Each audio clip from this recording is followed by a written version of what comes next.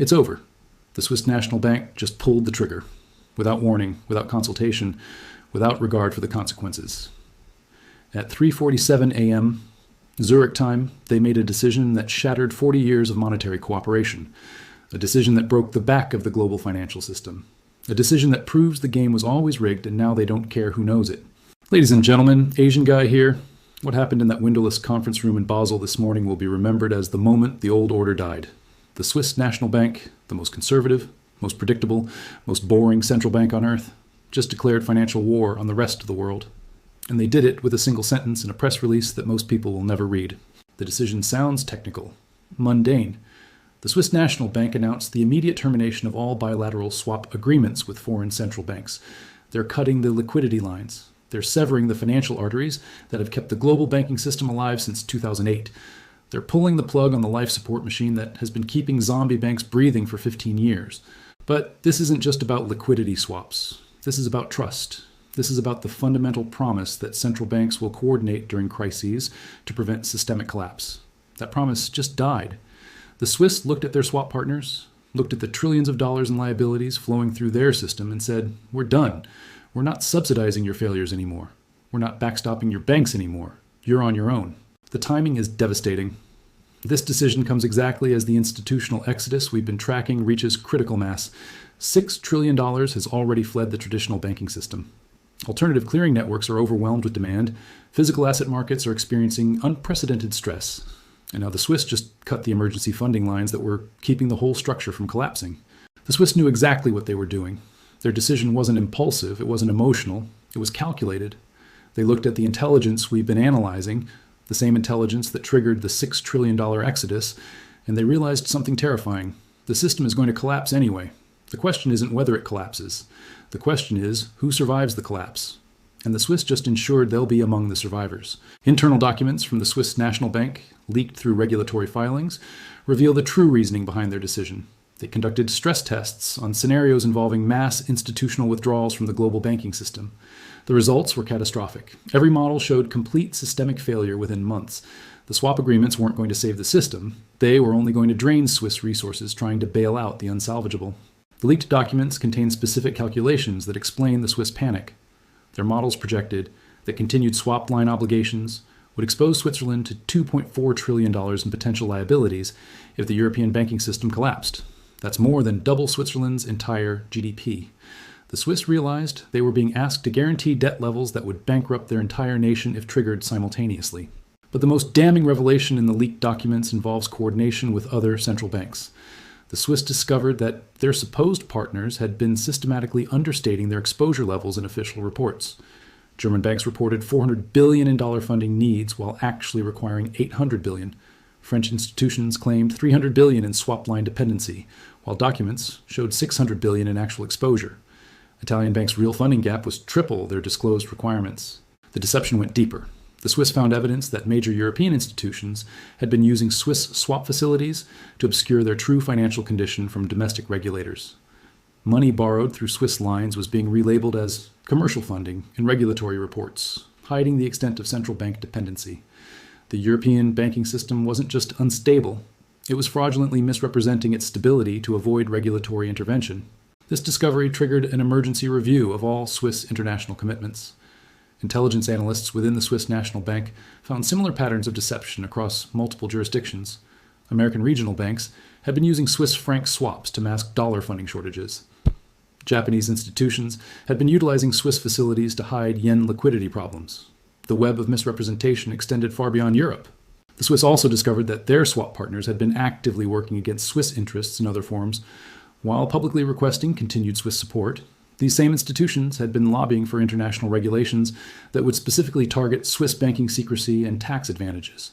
They wanted Swiss money to bail them out while simultaneously destroying Swiss competitive advantages. The hypocrisy was breathtaking. Armed with this intelligence, the Swiss made a calculated decision. They could continue subsidizing institutions that were lying to them while working to undermine them, or they could cut their losses and focus on protecting Swiss interests exclusively. The decision became obvious once the deception was exposed. The operational mechanics of the Swiss withdrawal reveal the sophistication of their preparation. This wasn't an impulsive decision announced without planning. Swiss institutions had been quietly reducing their exposure to foreign counterparties for months.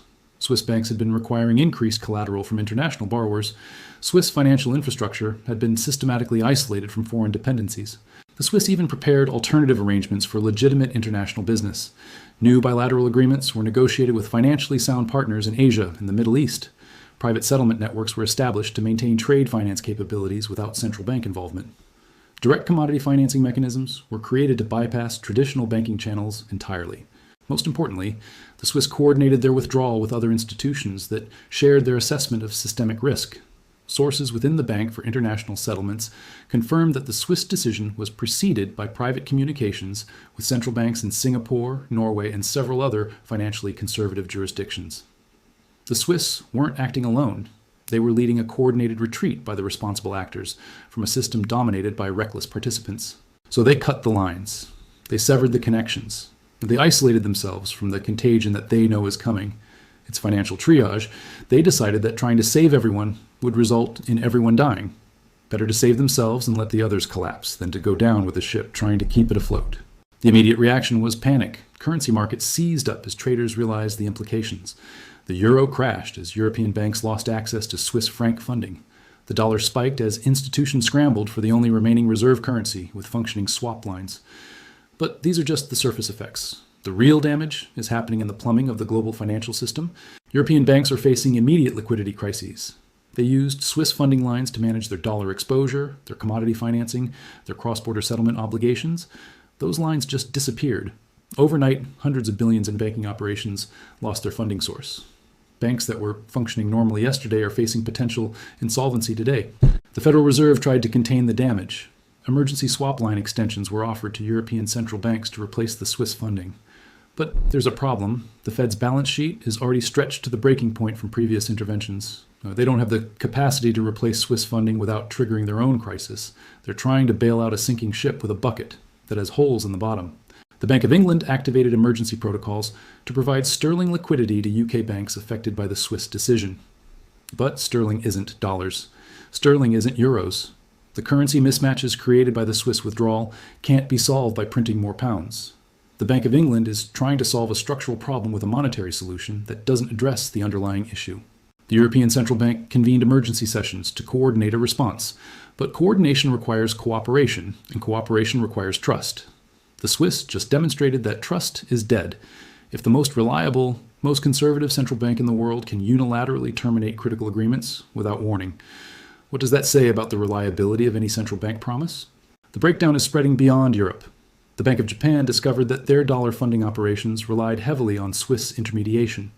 Without Swiss participation, Japanese banks lost access to critical funding markets.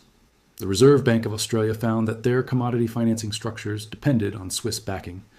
The Bank of Canada realized their cross-border payment systems used Swiss infrastructure that is no longer available. This is the cascade effect we've been warning about.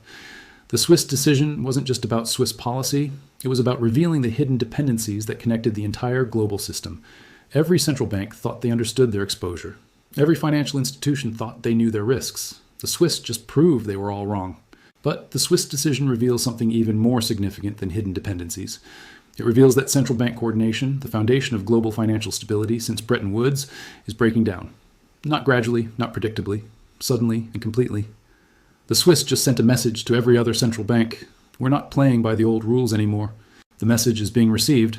Sources within the Bank for International Settlements confirm that other central banks are reviewing their own swap agreements, their own exposure to foreign financial institutions, their own vulnerability to partner decisions. The Swiss decision is being interpreted not as an isolated event, but as the first move in a broader retreat from global coordination. The Norges Bank quietly suspended new swap commitments pending strategic review. The Swedish Riksbank announced temporary limitations on foreign currency operations. The Singapore Monetary Authority implemented enhanced due diligence requirements for international banking relationships. The dominoes are falling. The coordination that prevented the 2008 crisis from becoming a complete systemic collapse is disintegrating. This breakdown explains why the institutional exodus has accelerated beyond all projections. The smart money didn't just see the Swiss decision coming, they saw what it represented. They understood that central bank cooperation, the ultimate backstop for the global financial system, was ending. They realized that the safety nets they relied on were being cut by the very institutions that created them. The Swiss decision also explains the desperate attempts by other authorities to prevent further institutional withdrawals. If central banks are retreating from coordination, if swap lines are being terminated, if liquidity support is disappearing, then traditional financial institutions become unviable. The only rational response is to exit the system before it collapses completely. But the most terrifying aspect of the Swiss decision is its irreversibility. Swap agreements can be restored, liquidity facilities can be reactivated, trust, once broken, cannot be repaired. The Swiss just demonstrated that even the most conservative institutions will prioritize their own survival over systemic stability when forced to choose. That demonstration has changed the calculation for every other participant in the system. The implications for the CBDC timeline are immediate. If traditional central bank coordination is breaking down, if existing monetary infrastructure is failing, then the pressure to implement alternative systems becomes overwhelming. The Swiss decision didn't just break the old system, it created urgency for implementing the new system that we know is waiting in the wings. Digital currency implementation becomes inevitable when analog currency systems are collapsing. The Swiss decision just accelerated that timeline from years to months. When cooperation fails, control becomes the only alternative. When coordination breaks down, centralization becomes the solution. The Swiss didn't just terminate swap agreements, they triggered the final phase of monetary system transformation. The corporate response is already visible. Companies that relied on Swiss banking relationships are scrambling to establish alternative arrangements. Supply chains that depended on Swiss trade finance are experiencing immediate disruptions. International business operations that used Swiss financial infrastructure are facing operational paralysis. Apple discovered that their international cash management relied heavily on Swiss banking systems that are no longer accessible. Microsoft found that their European operations use Swiss-backed payment processing that has been discontinued. Amazon realized that their global logistics financing depended on Swiss credit facilities that have been terminated. The technology giants that seemed immune to financial disruption are suddenly facing operational crises. The energy sector is experiencing immediate impact. Oil trading operations that used Swiss franc funding found their credit lines severed without warning. Natural gas transactions that relied on Swiss settlement systems are facing clearing failures. Renewable energy projects financed through Swiss institutions are discovering their funding has disappeared overnight. But the most significant impact is on the precious metals market. Switzerland has been the hub of global precious metals trading for decades. Swiss refineries process the majority of world gold and silver production. Swiss vaults store the strategic reserves of multiple nations. The Swiss decision just created uncertainty about the continued availability of these critical services. Gold and silver prices exploded as markets realized that Swiss processing and storage might become unavailable to foreign institutions. Physical metal demand spiked as traders rushed to secure inventory before Swiss facilities potentially closed to international business. The premium for physical delivery reached historic levels as the market priced in the possibility of supply chain disruption from the world's primary precious metals hub. This connects directly to the physical asset trend we've been tracking. The institutional exodus from paper assets into physical assets just became urgent. If Swiss financial infrastructure is being withdrawn from international markets, if Swiss processing capacity might become unavailable, then securing physical assets immediately becomes critical for any institution with significant exposure. The Chinese response was swift and decisive. Within hours of the Swiss announcement, Beijing activated emergency protocols to redirect precious metals flows through domestic channels. New bilateral agreements were signed with producing nations to bypass Swiss intermediation. Alternative refining capacity was brought online to replace Swiss processing. The Chinese saw opportunity in Swiss withdrawal and moved immediately to fill the vacuum. Russia followed similar strategies. Sanctions had already limited their access to Swiss financial services, so the formal termination had minimal direct impact. But they recognized the strategic opportunity created by Swiss withdrawal from global markets. Russian financial institutions, previously excluded from many international arrangements, suddenly found themselves in demand as alternatives to Swiss services. The geopolitical implications are staggering. Swiss neutrality, Swiss reliability, Swiss stability have been cornerstones of international finance for generations. That foundation just cracked.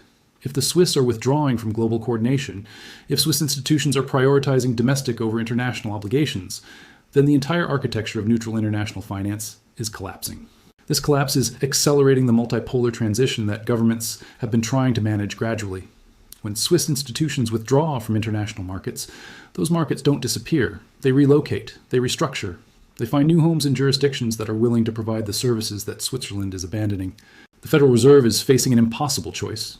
They can try to replace Swiss capacity by expanding their own international operations, risking overextension and domestic backlash, or they can accept the reduction in global dollar-based financial services. accelerating the decline of dollar dominance. Either choice weakens their position. The Swiss decision put them in a no-win scenario. The European Central Bank faces similar constraints. European financial institutions depended heavily on Swiss services for international operations. Those services are disappearing. European alternatives don't have the capacity or the credibility to replace Swiss infrastructure immediately. European finance is being forced to shrink or find non-European partners. The timeline for systemic transformation just compressed dramatically. Changes that were projected to occur over years are now happening in weeks. The Swiss decision didn't just break existing arrangements. It created vacuum effects that are sucking alternative systems into existence at unprecedented speed. Alternative clearing networks that were planned for gradual implementation are being accelerated to emergency deployment. Digital currency systems that were scheduled for careful testing are being rushed into operational status. Physical asset custody arrangements that were being developed for future use are becoming immediately necessary. This is the moment the old financial order died. Not with hyperinflation, not with currency collapse, not with bank failures, but with a single central bank decision to stop cooperating with a system that was already failing. The Swiss didn't break the system. They just admitted it was already broken and refused to pretend otherwise. The game is over, not because someone lost, but because the most conservative player just left the table. And when the most conservative player abandons the game, it proves the game is no longer worth playing. The Swiss National Bank just sent that message to the world. The question now is, who else will follow them out the door?